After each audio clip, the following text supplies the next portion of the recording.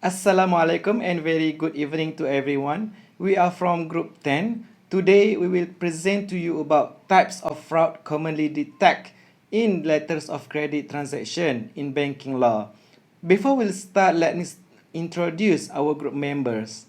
First, I am Muhammad Khairul Anwar bin Abdullah, 275418. Second, Irwan Azwali bin Abdullah, 270566. Third, Nur Atikah Deliana binti Muhammad Mazhar, 271443. And the last one is Saiful Rahimi Amran, 255427. Without further ado, let me start the presentation with the first type of fraud, which is documentary fraud. This occurs when the commercial party negotiates with a person who turns out to be dishonest and a cheat. A documentary credit may pay for the commercial transaction. For example, where an honest buyer opens a letter of credit based on negotiation between himself and a cheat, the cheat presents forget documents to the advising bank and it's paid. The bill of lading features very prominently in documentary fraud because of its very great importance as a document of title. Because of this potential, alternative systems are being developed, such as the use of COA bills and EDI or electronic data interchange, where data about the goods and the mode of their transport are exchanged by electronic means. Modus operandi. First, leading bills in foreign trade is forget by the shipping company. Second, in domestic trade, fraud occurs through delivery orders and invoices issued by suppliers to cheat the bank.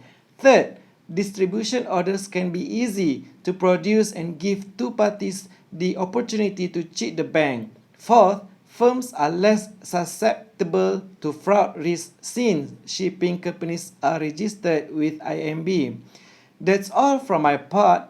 Next, I will pass to Irwan Azwali to continue the presentation. Thank you. Fraud is an act of fraud committed with the intent to obtain extra benefit from insurance process. This fraud usually occurs when the claimant tries to get more benefit or advantages that they are not entitled to, or on behalf of the insurer. Insurance fraud happens when they deliberately denying some benefit to be paid. According to the law, the crime of insurance fraud can be prosecuted when first the suspect had intent to defraud. Insurance fraud is a specific intent crime. This means a prosecutor must prove that the person involved knowingly committed an act to defraud. Second is an act is completed, such as simply making a mispresentation, whether written or oral, to the insurance company with untrue knowledge is sufficient. It is considered fraud, insurance fraud. Third, the act and intent must come together, meaning that if it happened without one of these, it is not considered a criminal act.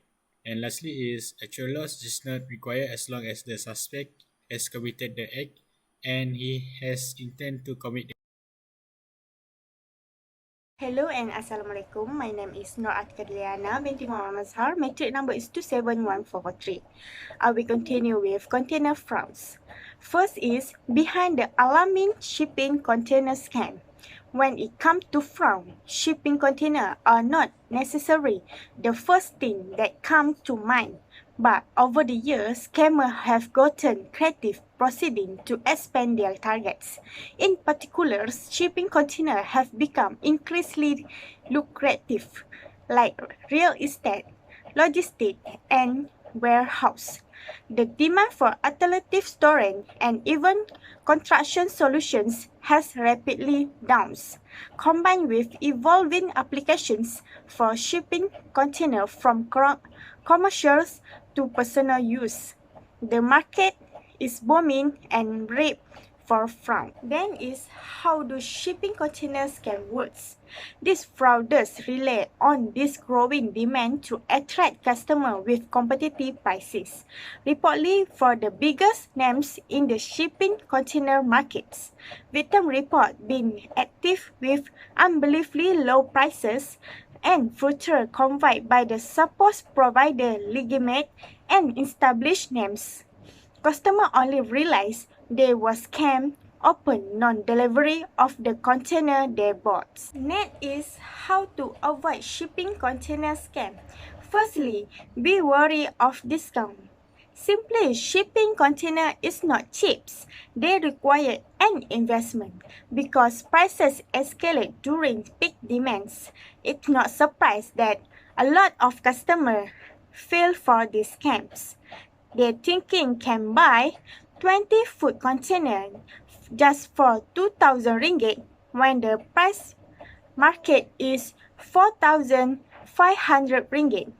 Losses from non-deliveries, necessary replacements, and inventory delay, among other, cost a lot more than what you could have initially paid for legitimate content. Second is know your supplier. Scammers are getting a lot more creative these days, so having a website and address listed online are not clear-cut indicator of their legitimacy.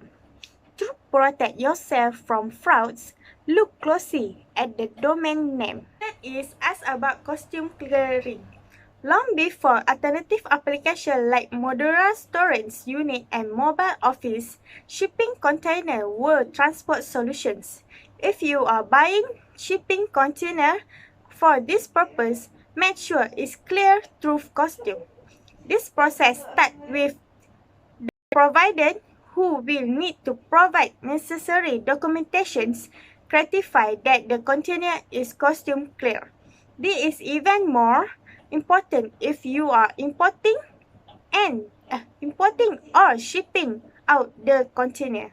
Lastly, ask to see and inspect the container. There are reasons why try before you buy. It's so popular. It's effective at providing customer with a preview of their product and a guarantee that it worth their investments. Before you buy a shipping container, you must inspect it. Action by banks. An initial investigation would be first conducted before further action was taken. Upon detection of possible fraud, the credit officer handling the suspected client would be alerted. So further investigation would be carried out on transaction relating that particular customer will be frozen pending full investigation and detailed feedback from the credit officer. If allegation of fraud is found to be valid, the bank would first cancel the facility by freezing the customer account and if necessary lodge a police report. In certain cases, bank would seek mediation from International Maritime Bureau for further confirmation of the alleged fraud. By forwarding all reports of the investigation including the dubious bill of lading and details of customers suspected of fraud. The usual requirement is that beneficiary fraudulent conduct must be clearly established and the bank must have knowledge of this fraud before making payment on the credit. In the matter of United Trading Corporation and Murray Clayton versus Allied Arab Bank 1985, Lloyd Rep 554 at 560, it was stated that the mere allegation of fraud would not be sufficient. The court is expected to require strong corroboration of allegation, usually in the form of contemporary document.